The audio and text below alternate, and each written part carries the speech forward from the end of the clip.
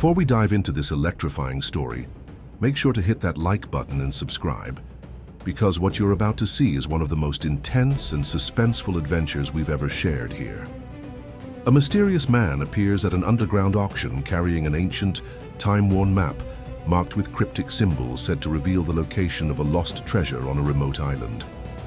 Greedy eyes lock onto it, but no one in that room seeks only gold. Each has their own motivation: fame, power, revenge. Yet the map carries a dark legend.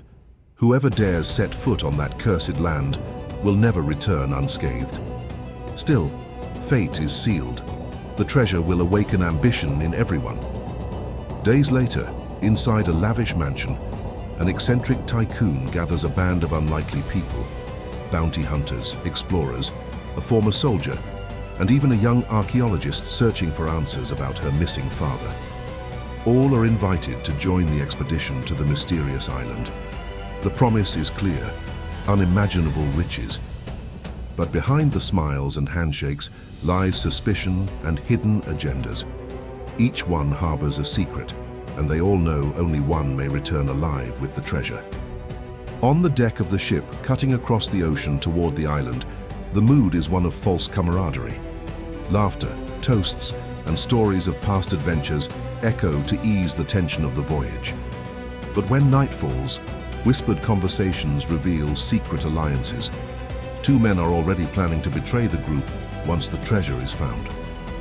Meanwhile, the archaeologist quietly discovers that the map holds hidden markings, symbols that only appear under the moonlight, a detail that could change everything.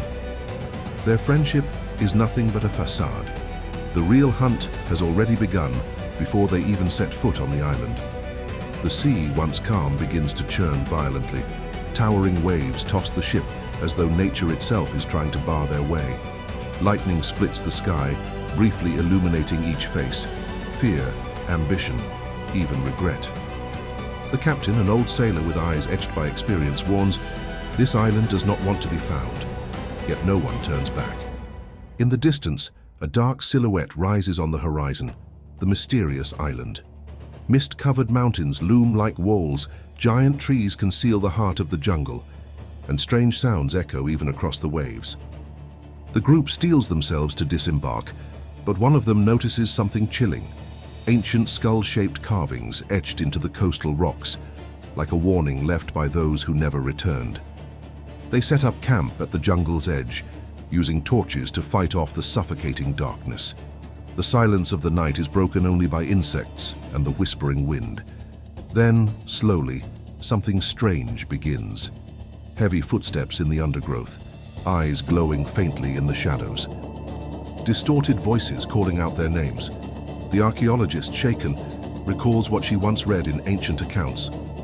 The island protects what it guards. It speaks to those who dare invade it. Some laugh, others remain silent, but all feel a chill run down their spines. And when one man vanishes into the night, taking part of the supplies with him, the group realizes the real battle for survival has begun, not just against the island, but against each other. At dawn, they push deeper into the jungle. The canopy is so thick it swallows the sunlight whole. Hours later, they stumble upon what looks like an ancient ruin: stone walls buried in moss, symbols carved in a forgotten tongue. At the center stands a warrior statue, its arm pointing toward the island's heart. The archaeologist deciphers inscriptions that speak of the gold of the damned, promising endless wealth for those who dare to advance. The tycoon, consumed by greed, orders the group onward. But Alan, the ex-soldier, spots clear signs of traps, cut logs ready to fall, hidden pits camouflaged with leaves, and stone mechanisms concealing poisoned arrows. The treasure may be close, but each step is an invitation to death. The path into the island soon becomes a minefield of ancient death traps. A nearly invisible tripwire unleashes a barrage of stone spears, forcing the group to dive for cover. Farther ahead, rotten planks collapse into a pit lined with sharpened stakes. One mercenary isn't so lucky. His scream echoes into the abyss, swallowed by darkness. The jungle feels alive, as if every tree is a sentinel. Sweat drips down their faces, yet no one dares stop. With each trap, it becomes clearer. The map was never a guide, but a test. Only the strongest and the most ruthless will reach the island's core. Among the tension, the archaeologist notices carvings etched into rocks. He who seeks gold loses his soul. Exhausted, the group halts by a hidden waterfall. The crystal waters offer a fleeting sense of relief, but the tension is palpable. Two men slip away, plotting in whispers. One reveals a secret passage marked on the map that could lead straight to the treasure. Their plan is simple: abandon the rest, keep everything for themselves. That night, betrayal strikes.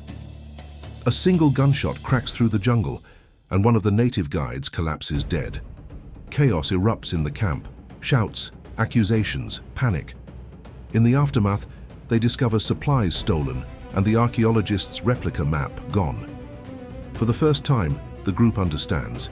It isn't only the island that wants them destroyed, they themselves are their own worst enemies. As they regroup, a strange presence presses down on the jungle. It's not just the feeling of being watched, it's glowing eyes in the dark, silhouettes moving too fast to be human. In the dead of night, Alan hears footsteps circling the camp. He raises his lantern and glimpses a massive hooded figure before it vanishes among the trees. The older members whisper of the legend: the guardian of the island never allows outsiders to touch the gold. Strange whispers ride the wind, and ritual markings appear on the stones near their camp, as if someone or something were claiming territory. The archaeologist gasps. The same symbols are etched on the map. Step by step, they are closing in not only on the treasure, but on the final danger. After days of hunger, distrust, and grueling marches, they finally arrive at a colossal cavern hidden behind a waterfall. The narrow entrance opens into a grand hall lit by natural crystals glowing in the torchlight. And there it is, the treasure. Mountains of ancient coins, jeweled crowns, statues of solid gold. For a heartbeat, silence reigns, everyone hypnotized by the glimmer. Then greed takes over. Some kneel, laughing like madmen as they stuff bags with jewels. But the archaeologist notices something sinister.